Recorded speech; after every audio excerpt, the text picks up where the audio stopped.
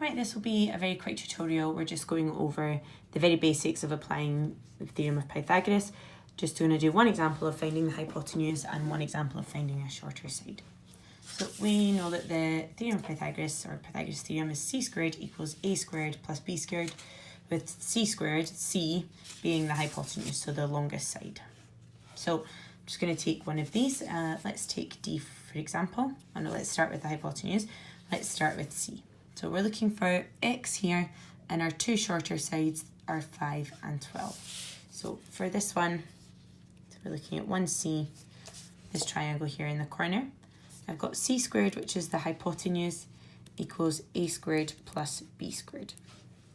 So we're then going to use this. We're looking for x, so I'm going to say x squared, which is the hypotenuse, the longest side, which is c, equals, and then we're just going to use the shorter sides, 5 squared plus 12 squared.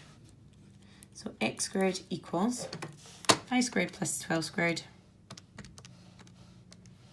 which is 169. And so x equals the square root of 169, which is 13. We don't have any units here. It's not marked in anything, so just 13 units.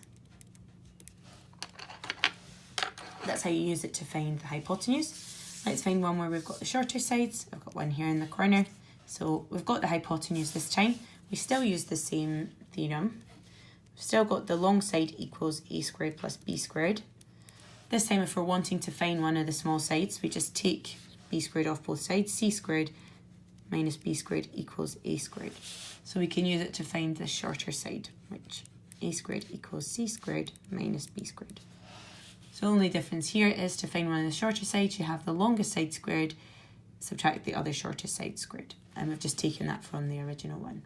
If you prefer to just memorise this and know that one of the shorter sides squared equals the hypotenuse squared minus the other shorter side squared, you can just go straight from there. So a squared, we've got our missing side is x again. X squared equals, the hypotenuse is 13, because that's the one across from the right angle. 13 squared minus 4 squared. So x squared equals 13 squared minus 4 squared, which is 153. Now for our side, x is the square root of 153. So square root of that answer, we end up with 12.3. I don't know if you can see that, but it's decimal number, so 12.369. ...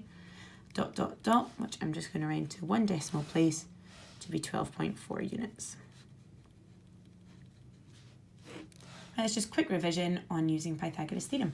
You can now look at the other tutorials which will help you with National 5 type questions for using Pythagoras.